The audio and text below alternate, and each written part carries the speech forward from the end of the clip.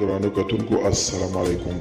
زه محمد سلمان همدرد د حق غږ پښتو چینل خبري لنډیز کې ستاسو قربا اوس تاسو پام را اړوم د مهمو خبرونو لنډیز.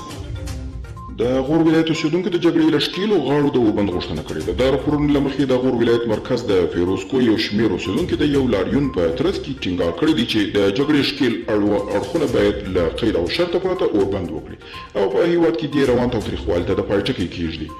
د امریکا د وسلوالو ځواکونو لوی درستیز جنرال مارک میلي ویلي چې پینټاګون له افغانستان څخه د خپلو 2500 پوځیانو او 14,000 قراردادیانو د خوندي ایستلو لپاره 18 B-52 او F-18 جنګي الوتکې افغانستان ته راستولي دي.